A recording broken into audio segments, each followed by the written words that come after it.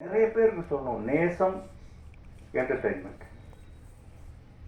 அவங்களும் ப்ரொடியூசர்னு சொல்லுவாங்க அவர். ஆனால் எனக்கு அவர் பியூன் மாதிரி தான்.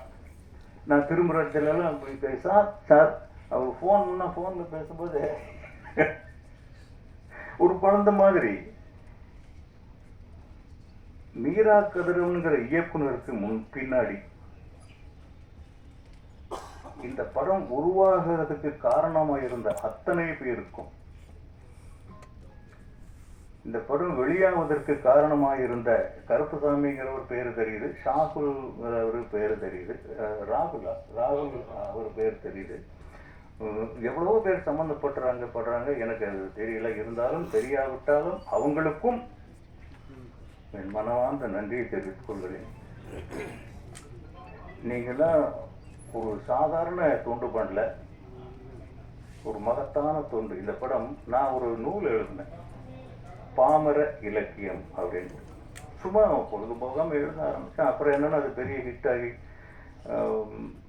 நூலகங்களுக்கெல்லாம் நிறைய வாங்கினாங்க.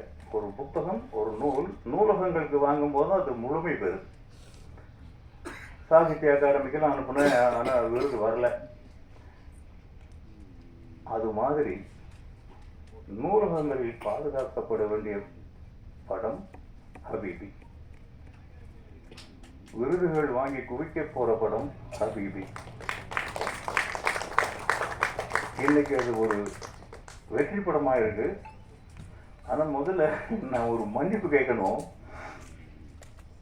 இந்த படத்துல போய் இறங்கின நாள்ல இருந்து, ஷூட்டிங்ல இறங்கின நாள்ல இருந்து படத்தை ரிலீஸுக்கு முதல் நாள் தான் பார்த்தேன். எனக்கு பயம் படம் பார்க்கறதுக்கு. நம்ம என்ன நடிச்சிருக்க போறோம், பாவம் அந்த டைரக்டரோட தலையெழுத்து அவ்வளவுதான் அப்படின்னு நினைச்சு பயந்துக்கிட்டு பார்க்காமே இருந்துட்டேன். அப்புறம் சரி இந்த மாதிரி மேடைகள் எல்லாம் பேச வேண்டியது வருமே, தெரியாம எப்படி பேசுறதுன்னு ஒரு நாள் பார்த்தேன். பார்த்த உடனே தான் தெரியுது என்னடா பண்ணியிருக்கான் அந்த ஆளு அப்படின்னு. அந்த படத்தினுடைய அந்த ஒரு முழுமையை அவரை சிந்திக்க விட்டாங்க பார்த்தீங்களா. அத்தனை பேருக்கும் நான் நன்றி கடனே பட்டிருக்கிறேன். நான் எந்த இடத்துல வேணாலும் அவங்களுக்கு நான் மரியாதை செய்வேன். ஒரு நூலகங்களிலோ அவார்டுகளிலோ நம்ம சந்திக்க போகிற படம் நிஜமாவே அவர் மீராக்கதனுடைய பட்ட காயங்கள், அவர் ஷர்ட்டு ட்ரெஸ்ஸை கழட்டிட்டு பார்த்தா உடம்பெல்லாம் காயங்கள் இருக்கும். மனசில் இருக்கிற காயம் யாருக்கும் தெரிய போகிறதில்லை.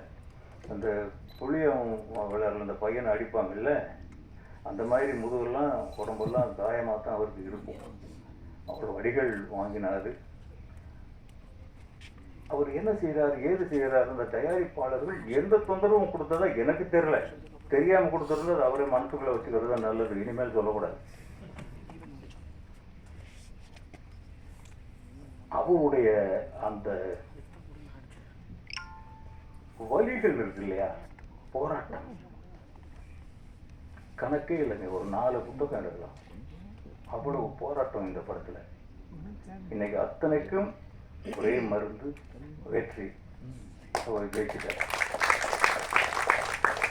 யூடியூபை கட்டினா இப்படி ஒரு படம் தான் வருது. அதுக்கே அவர் ஒரு தனியா ஒரு போராட்டம் நடத்தியிருக்காரு. என்ன நாங்க செஞ்ச ஒரே ஒரு நன்றி கடன் என்ன, அவர் எங்க கூப்பிட்டாலும் வாய் பேசாம வரேன் சார் வந்துக்கிட்டே இருக்கேன் இன்னைக்கு வரைக்கும். இதையும் வந்துட்டு தான் இருப்பேன்னு நினைக்கிறேன். இன்னொரு படம் கொடுக்காமல போயிடுவார் அவரு. மீடியாக்கள் ஆக்சுவலா முதல்ல உங்களுக்கு தான் சொல்லியிருக்கணும். ஒரு டைரக்டர் கெரியரோட ஒரு பொறுப்பான தகப்பன், நல்ல பிள்ளைகளை வளர்த்த ஒரு தகப்பன்கிறதோட நான் நிம்மதியாக உட்கார போகிற நேரத்தில் அவர் ஒரு படம் எடுத்தார்.